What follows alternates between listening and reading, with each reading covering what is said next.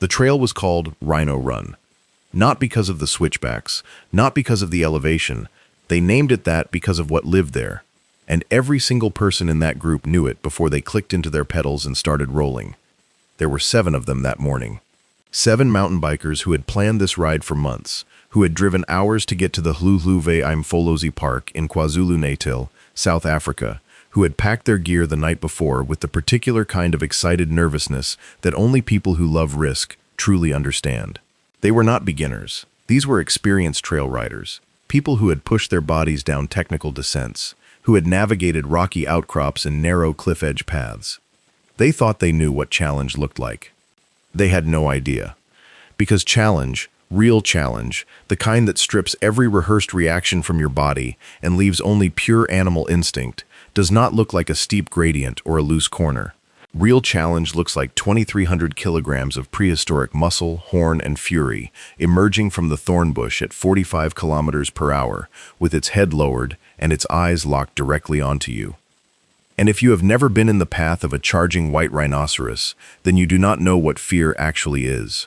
You have approximations of it, shadows of it, but not the real thing. If this kind of story grips you, if you want to know what happens when human beings push themselves into the edges of the natural world and the natural world pushes back, then make sure you stay with us. There is so much more ahead, and subscribing means you will never miss what comes next. Now, let us go back to that trail. Let us go back to that morning. The group set out just after sunrise, which in South Africa, in the dry season, comes hard and golden and almost immediately hot. The air was dry, full of dust, and the particular sharp smell of the African bush, that mixture of dry grass and acacia and something animal underneath all of it. The thorn bush on either side of the trail was dense and high, pressed in close on both sides, the kind of vegetation that swallows everything more than a few meters off the path. You could not see into it. You could only see what was directly ahead of you and a narrow strip of blue sky above. The trail itself was single track for most of its length, 1 rider wide. That fact would become important very quickly. They were riding in a loose line, the way experienced group riders do, giving each other space but staying close enough to communicate. The lead rider that morning, a man named Dirk, was familiar with the general area. He had ridden in the park before. He knew the rules. Stay on designated trails. Make noise. Be aware. Never ride alone. They were doing everything right.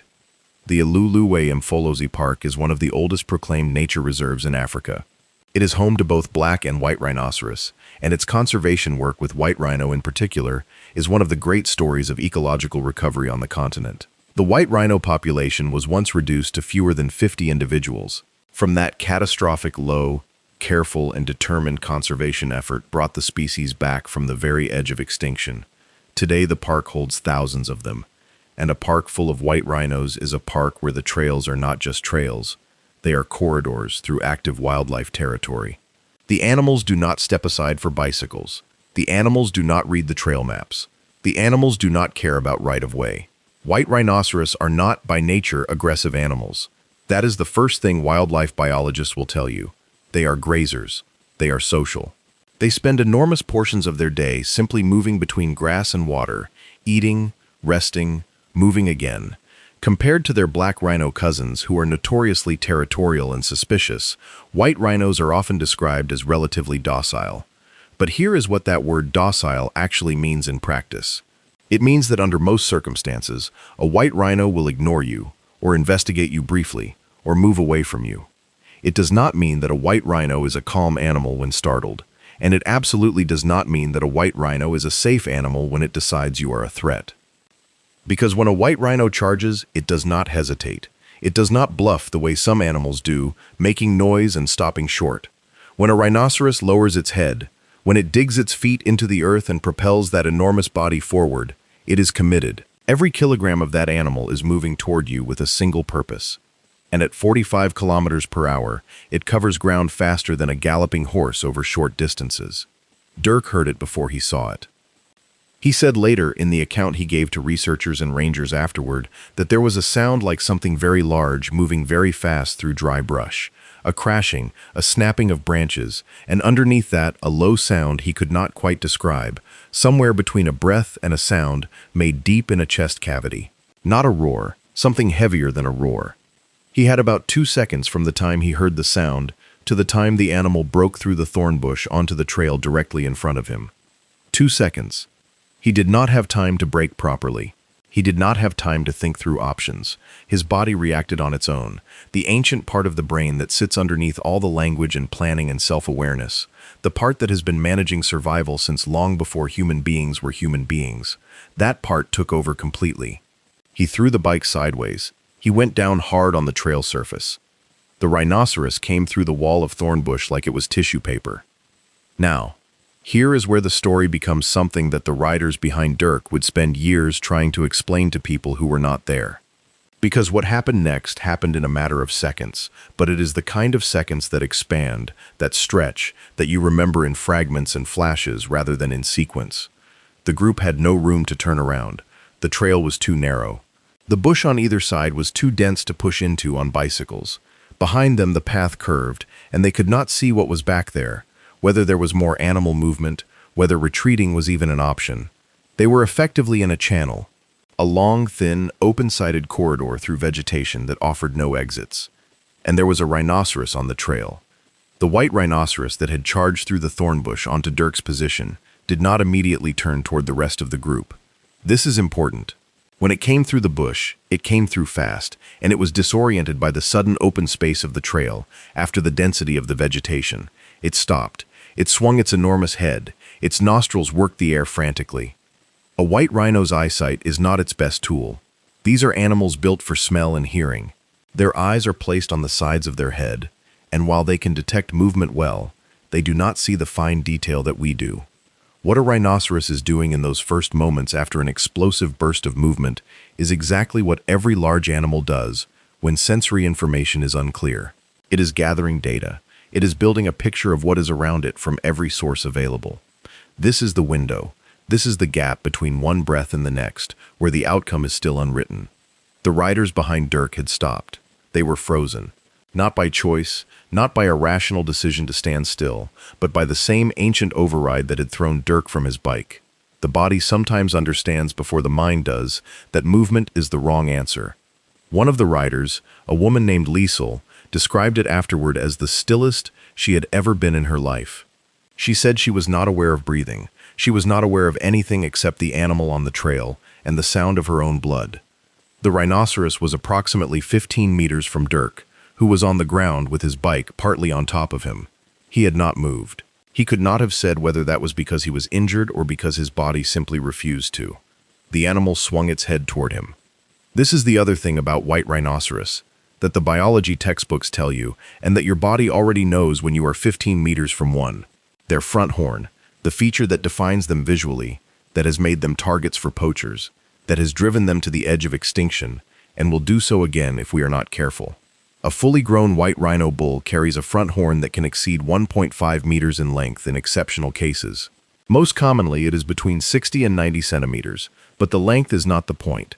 The point is what that horn represents structurally. It is attached to the skull. The skull is attached to 2,300 kilograms of moving animal. When a rhino hits something with its horn, it is not a stabbing motion in the way a swordfish strikes. It is the concentrated transfer of enormous momentum into a single point. Dirk was on the ground, 15 meters. His hands were flat on the trail surface. The rhinoceros took a step toward him. And then, one of the riders at the back of the group made a sound. Not intentionally, not as a strategy. A young man named Sifo, who was the most junior rider in the group and who had been the most nervous before the ride even began, made a sound that was somewhere between a gasp and a word that never quite formed. It was not loud. In the context of the bush, with birds calling and wind moving through dry grass, it was a small sound. But rhinoceros hearing is exceptional. The animal turned its head, not towards Sifo, away from Dirk. What happened in the next 30 seconds is something that the group has discussed many times, something that rangers and wildlife biologists have analyzed, something that does not have a single clean explanation. The rhinoceros did not charge the group. It did not turn and run. It stood on the trail, its enormous body taking up most of the width of the path, its head moving slowly, its breathing audible and heavy. It was reading the situation. It was processing. And then it made a decision that none of the 7 riders could have predicted or planned for. It walked off the trail. Not fast, not explosively, the way it had come through the thorn bush. It turned, it pushed through the vegetation on the opposite side of the trail from where it had entered, and within a few seconds it was gone. Just the swaying of broken branches and the sound of something very large moving away through dense bush. And then silence. Dirk was still on the ground. Nobody moved for a full 30 seconds after the animal disappeared. Later, they would not be able to agree on how long it actually was. Some said it was a minute. Some said it felt like 10 minutes. Liesel said it felt like the silence lasted until the world remembered to turn again. Eventually Dirk sat up. He had a gash on his forearm from the fall and bruising across his ribs that would show purple and green for 2 weeks. His bike had a bent derailleur and a snapped brake lever. He looked up at the group, and the group looked at him, and nobody said anything for another long moment. Then someone laughed, not because it was funny, because the body, when it has been holding that much adrenaline, when it has been running every emergency protocol simultaneously, sometimes releases it the only way available. The laugh was short and strange, and it did not sound like any of them. They walked their bikes out. They did not ride back. They walked, every person in the group, acutely aware of every sound from the bush on either side, every bird call, every branch movement. It took them twice as long to cover the distance on foot as it would have on bikes. Nobody suggested riding. When they reached the edge of the reserve, when they reached the vehicle parking area with its solid fence and its information boards with photographs of the animals inside, one of the riders sat down on the bumper of a truck and put his head in his hands. Not crying, just sitting with the weight of what had just happened. They filed an incident report with the park authorities. The ranger who took the report was a man who had worked in the park for over 2 decades, and he listened to their account with the calm of someone who has heard many versions of this same story. He told them they had done the right things, mostly by accident. Standing still, not making themselves larger, not running. He told them something else too, and it is the thing that every one of them has carried since. He said the animal they encountered was almost certainly a female, a cow, and almost certainly, somewhere in the dense thorn bush nearby, there was a calf. Very young, still dependent. A mother rhinoceros with a young calf, in dense thorn bush, surprised by a group of humans on bicycles. The ranger said they were lucky in a way that most people do not get to be twice. Now, here is what the biology of this moment tells us. Here is what the science says about the space between that animal and those 7 people on a trail with no exit. White rhinoceros, Ceratotherium simum, are the largest land animals in Africa after the elephant. They are the second largest land animal on Earth. Adult bulls can weigh between 2,000 and 2,500 kilograms. Adult cows are smaller, but still formidable, typically between 1,500 and 1,800 kilograms. They stand approximately 1.8 meters at the shoulder. They are built, structurally and physiologically, for endurance. Their legs are thick columns of bone and muscle. Their skin, which can be up to 5 centimeters thick in places, provides substantial protection against both the environment and conflict with other animals. Their skulls are dense and heavy, the bone thickened over millions of years of evolutionary pressure into something that functions almost like armor at the front of the head. Their charge is not the result of bloodlust. It is not predatory behavior. Rhinoceros are herbivores. They have no interest in meat. What drives a rhinoceros charge is almost always one of 3 things: surprise, perceived threat to young, defense of territory. And the tragedy, the grinding heartbreak of the rhinoceros story in Africa, is that these animals have more reason than almost any other species on Earth to perceive humans as threats. Because we are. We have been catastrophic for them. The white rhino's front horn is not bone. This is one of the most important facts about the animal, and one of the most consequential. The horn is made of keratin, the same protein that forms human fingernails and hair. It contains no ivory. It has no pharmacological properties whatsoever. Every scientific study conducted on rhinoceros horn has found the same thing. Consuming it does nothing that consuming your own fingernails would not do. And yet the demand for it in certain markets, primarily in parts of Asia where traditional medicine practice incorrectly attributes medicinal properties to it, is so intense that a single horn can be worth more than $100,000 on the black market. More, in some periods, than gold by weight. Poachers have killed tens of thousands of rhinoceros for this. In the Huluvei Menfolozi Park specifically, rangers wage a continuous, daily, dangerous, and genuinely heroic battle against poaching. The park employs anti-poaching units who work in rotations through the bush, who cover enormous distances on foot, who operate in darkness and heat, and in the kind of isolated terrain where backup is far away. They have been shot at. Some have been killed. They have made thousands of arrests over the years and confiscated enormous quantities of horn. And still the pressure continues. This is the context in which that rhinoceros on the trail exists. This is the world the animal moves through. An animal that has evolved over millions of years without a natural predator capable of threatening an adult. An animal that should have no reason to fear anything in the bush. An animal that is nevertheless subjected, in our era, to the experience of its kind, being tracked, darted, and slaughtered. Sometimes dehorned alive in the field, leaving wounds so grotesque they are difficult to look at directly in photographs. The behavioral changes in rhinoceros populations under heavy poaching pressure have been documented. Animals in areas with high poaching activity show increased stress indicators. They become more reactive, more likely to startle, more likely to charge. That female rhinoceros with a calf in the thorn bush near Rhino Run was not simply a wild animal going about its business. It was a wild animal carrying the accumulated pressure of every encounter with humans that its species has survived. Every shot fired, every helicopter overhead, every snare set. Every ranger who had to approach it for counting purposes or to check on its health. Every human smell in the bush that it could not immediately identify as safe. When it charged, it was doing exactly what millions of years of evolution plus a century of human pressure had shaped it to do. And the 7 riders on that trail were caught in a collision between the natural world and all the damage we have done to it. Let us stay in this park for a moment longer, because the Hluhluwe Imfolosi story is one of the most remarkable conservation stories on Earth, and most people have never heard it. In 1895, the Natal colonial government established the Umfolozi and Hluhluwe game reserves, making them among the oldest proclaimed reserves in Africa. By that point, the white rhinoceros was already in catastrophic decline across the continent. Hunting, habitat loss, competition with cattle for grazing land. The combined pressures had reduced what was once a widespread species to a tiny remnant population. By 1895, when the reserves were established, the entire world population of southern white rhinoceros was estimated at fewer than 50 individuals. Some accounts suggest the number may have been closer to 20 animals. That is not a population. That is a family reunion.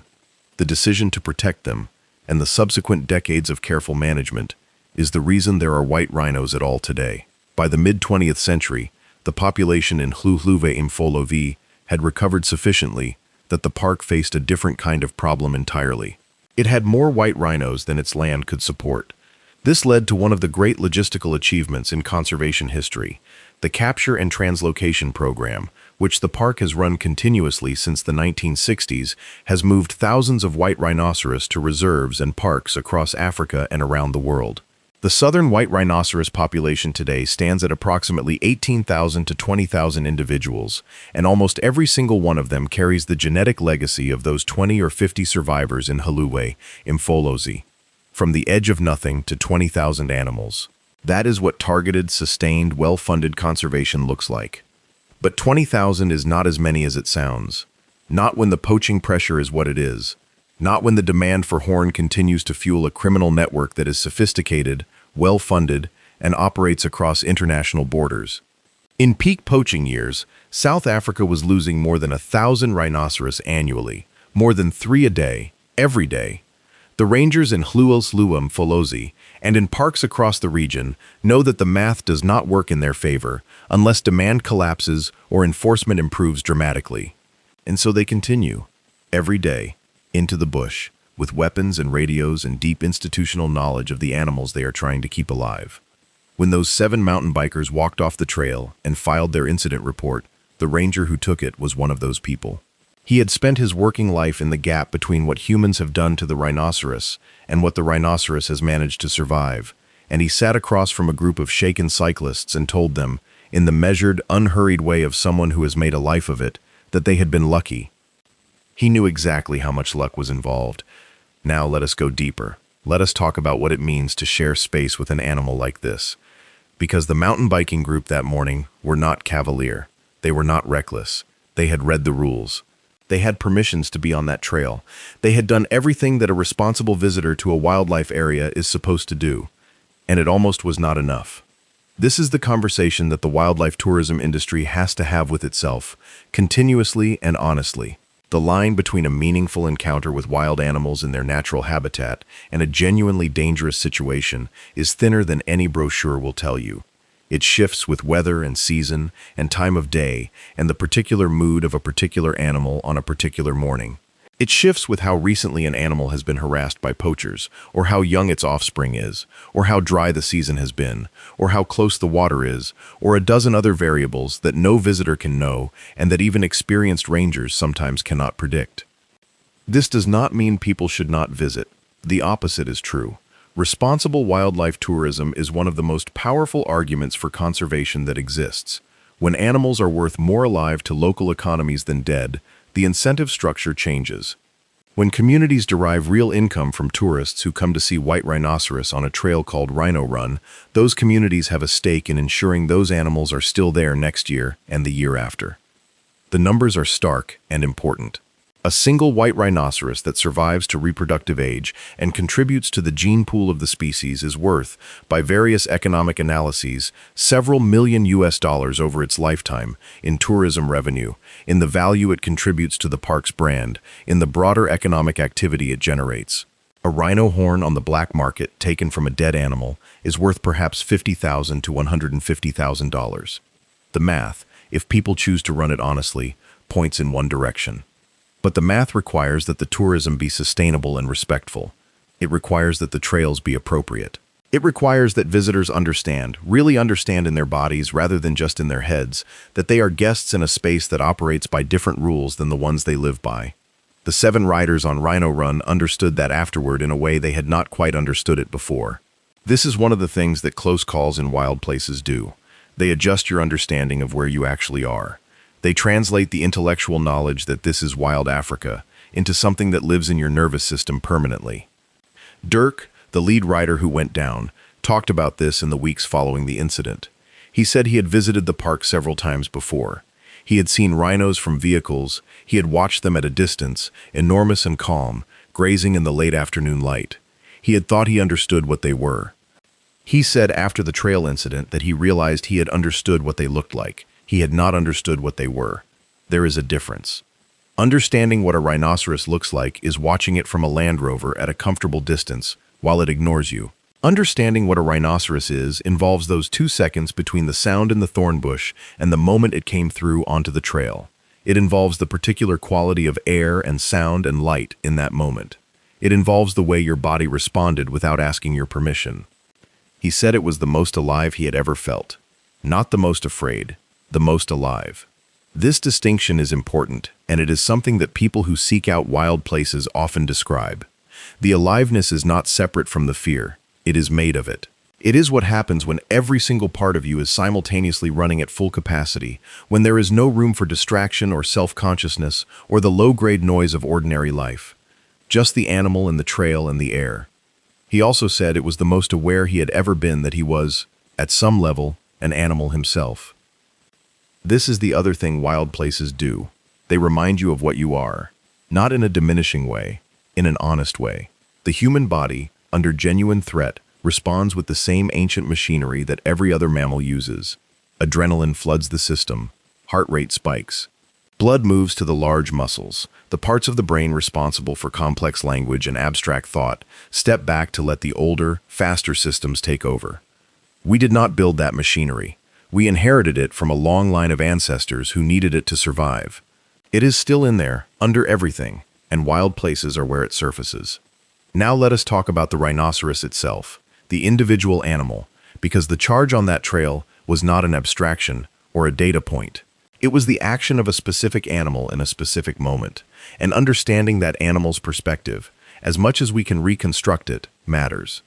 She was, in all probability, a female that the park rangers would have known. The park monitors its rhinoceros population closely. Animals are identified by ear notches and horn shape and behavioral profiles. Rangers develop relationships with specific animals over years, learn their ranges, their habits, their tendencies. Many of the rhinoceros in Halluhlua morphology have names. She had a calf, young enough to be vulnerable, old enough perhaps to be moving with her through the bush, rather than being kept hidden in a fixed location. The two of them had been moving through that section of thorn bush for whatever reason rhinoceros move, following a feeding route or a path to water, or simply the long, continuous circuit of their home range. And then bicycles. The sound of bicycle tires on a packed earth trail is different from any sound in the African bush. The whir of gears, the creak of a frame, the particular shuffle and compression of wheels, moving over uneven ground. To an animal that has spent its life learning the soundscape of this bush, a sound that does not fit the known library is immediately significant. She had heard it before, perhaps. The park does have designated cycling trails, and riders are a periodic presence. But proximity matters, and the density of the thorn bush near the trail that morning meant that the sound was very close before she could locate and identify it clearly. She did what evolution told her to do. She moved toward the perceived threat to determine it, to get it away from her calf. That first charge through the thorn bush was not an attack in the full sense of the word. It was a declaration. It was the largest, most unambiguous statement available to an animal of her size and design. I am here. I am large. You need to leave. That dirk went down so quickly that the group froze, that no one ran, that the noise Sifo made was small and involuntary rather than aggressive, that the group presented as a confusing and non-running cluster of shapes rather than fleeing prey. All of these things together may have been enough to make her decision go the way it did. She chose to leave. That choice saved at least some of the 7 riders from serious injury, possibly from death. Because a rhinoceros that follows through on a full committed charge, that connects with a human body at speed, does not necessarily kill. But it does damage in ways that are profoundly difficult to recover from. The horn is one element. The sheer mass is another. A blow from a charging rhinoceros at 45 kilometers per hour is not something a human body is designed to absorb. Rangers who have been involved in rhinoceros incidents, either as first responders or as the people the animal charged, describe a specific quality to a close encounter with a charging rhino that is distinct from other dangerous animal encounters. It is the combination of the scale and the speed. Your brain simply does not have a reference category for something that large moving that fast directly toward you. The scale at which it violates your expectations of what is possible is part of what produces the state of frozen shock. One ranger who had a close encounter with a charging white rhino bull described standing in its path and watching it come and being unable to form a single coherent thought. He stepped aside at the last moment, pure reflex, no decision-making involved. The animal passed close enough that he felt the displacement of air from its body on his face. He said afterward that the air it moved smelled like dry grass and something warm and ancient that he could not name. The Haloflue Wimfolozi Rangers operate with this knowledge every working day. They walk into the bush and the bush contains animals capable of killing them, and they go anyway, because the animals need protecting, and the bush needs managing, and someone has to be there. The composure they display is not the absence of awareness of what could happen. It is the product of deep experience and respect. They know these animals, they know how to read them, and they know that reading is not prediction, it is probability. You can be right about an animal 999 times and be wrong once. In a life spent in the bush, those are the terms. What the cycling group experienced that morning was a small window into those terms. They came out of it intact. They came out of it changed, and they came out of it with an understanding of the rhinoceros that no documentary or National Park Information Board had managed to give them. The rhinoceros walked back into the thorn bush and disappeared and became again, in that moment of disappearance, the abstract and distant thing that most humans know it as. An animal in a reserve, a conservation success story, a photograph from someone else's safari. But for those 7 people on that trail, it was never going to be that abstract again. Let us pull back even further now. Let us look at the broader picture. The white rhinoceros is not the only species navigating the collision between what it is and what humans need it to be. Africa's great wilderness areas are under pressure from every direction simultaneously. Habitat loss as land is converted to agriculture, climate change shifting rainfall patterns and grass quality and water availability, disease, infrastructure development that cuts migration corridors, and sitting over all of it, the persistent, grinding, organized crime of poaching. The rangers and conservationists working in places like Hluhluwe are fighting on every front. They are capturing and translocating animals to establish new populations in areas that have lost their original wildlife. They are working with local communities to build the economic case for conservation, because a community that earns its living from wildlife tourism is a community with a stake in wildlife survival. They are patrolling against poachers in conditions that are physically grueling and sometimes genuinely dangerous. They are monitoring animal health, managing vegetation, maintaining water infrastructure, tracking population trends, applying for funding, writing reports, training new rangers. The work is enormous and continuous and underfunded relative to the scale of the challenge. And at the center of it all are the animals themselves, living out their lives in a managed wilderness that is the best we can offer them given everything we have already taken. Moving through their ranges in the thorn bush, grazing in the golden morning light, swimming their calves through the shallow rivers, charging through vegetation when something frightens them. Doing, in other words, what animals do, being entirely, completely, without apology or modification what they are. The mountain bikers who rode Rhino Run that morning had not gone there to have a near-death experience. They had gone for the riding, for the particular pleasure of pushing a bike through a beautiful and demanding trail in extraordinary landscape. That is a legitimate and valuable thing to want. The African bush, experienced from the saddle of a mountain bike rather than from the back of a vehicle, is something genuinely different.